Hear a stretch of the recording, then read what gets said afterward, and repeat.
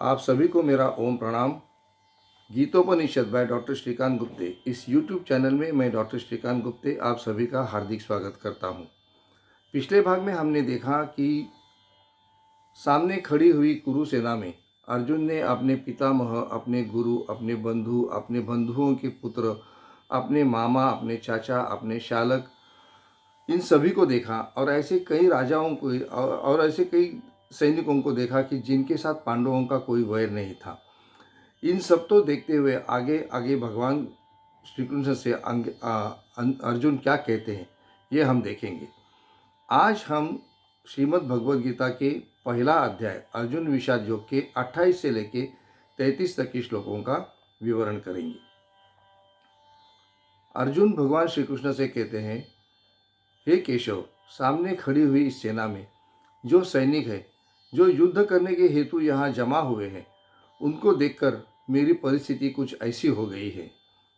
सिदंती मम गात्राणी, मेरे गात्रों में जैसे एक अवसाद निर्माण हो गया है। मेरे अंग अंग शिथिल होते जा रहे हैं। मुखम च परिशुष्यति, मेरा बदन, मेरा मुख और मेरा गला सूखते जा रहा है।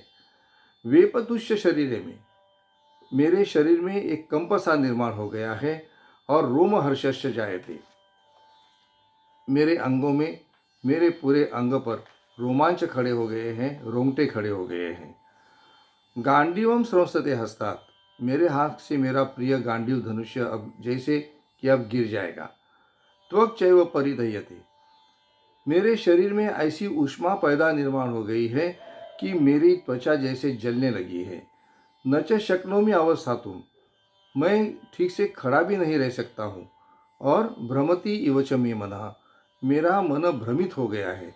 मैं क्या करूं, क्या न करूं, मैं जो करने जा रहा हूं वो अच्छा है या बुरा है, इससे मुझे क्या लाभ होगा, ये मुझे समझ में नहीं आ रहा है।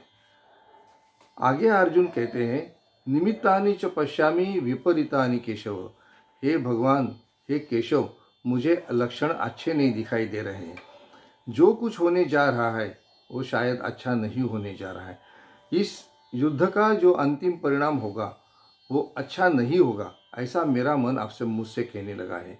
न च श्रेयो अनुपश्यामि हत्वा स्वजनम आहवे, इस युद्ध में मेरे ही स्वजनों का अगर मैं नाश करूं, अगर उनकी मैं हत्या करूं, तो उससे मुझे कोई लाभ नहीं होगा, मुझे कोई अच्छा नहीं कहेगा। उल्टा सभी लोग मुझे दोष देंगे कि अर्जुन, तुम्हारे हाथ से, तुम्हारी वजह से इस कुल का नाश हो गया।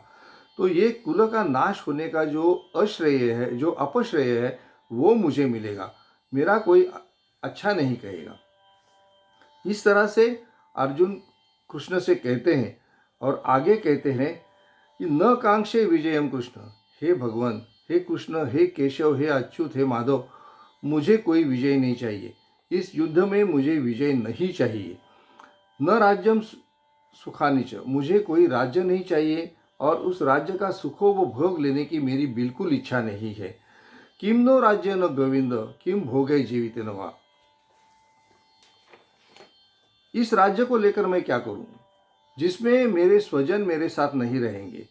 उस राज्य को लेकर मैं क्या करूं। ऐसे ही राज्य को हम क्या करते हैं, हम राज्य किस लिए चाहते हैं कि हमारे स्वजन हमारे साथ हो, हम सब लोगों के साथ में रहे और सब लोगों के साथ में हम इस राज्य का उपभोग लें। लेकिन मेरे स्वजन ही मेरे साथ में नहीं रहेंगे तो मैं इस राज्य का, इस सुख का, इस जीवित का मैं क्या करूं। हम राज्य क्यों चाहते हैं, येषाम अर्थे कांक्षितन्नो, हमारे सब जो रिश्तेदार हैं, हमारे जो कोई स्वजन है, वो हमारे साथ रहे, उनके साथ में हम राज्य और सुखों का भोग ले, इसलिए हम राज्य चाहते हैं। यहाँ तो कुछ अलग बात हो रही है कि जो मेरे अपने हैं वो मेरे सामने खड़े हैं और मेरे हाथ से उनकी हत्या भी होने वाली है, तभी तो मुझे विजय प्राप्त होगी। इसलिए शायद मेरे ही हाथ से इन लोगों की मृत्यु हो सकती है। ये जो युद्ध है, इस युद्धों में कौन जीवित रहेगा, किसकी मृत्यु होगी, ये हमें कुछ पता नहीं। और ऐसी अवस्था में मैं युद्ध करने जा रहा हूँ, इस बात का मुझे बहुत दुख हो रहा है। ऐसा अर्जुन ने भगवान श्री कृष्ण से कहा। आज हमने 28 से लेके 33 तक के जो श्लोक हैं उनका विचार किया है। आपको मेरा ये प्रयास, आपको मेरा ये उपक्रम कैसा लगा, ये आप मुझे ज़रूर बताइए। आपके जो विचार है, आपके जो मंतव्य है, वो जब मुझ तक पहुँचेंगे तो आगे चलकर हमें भगवत गीता को समझने में और ज़्यादा अच्छा होगा।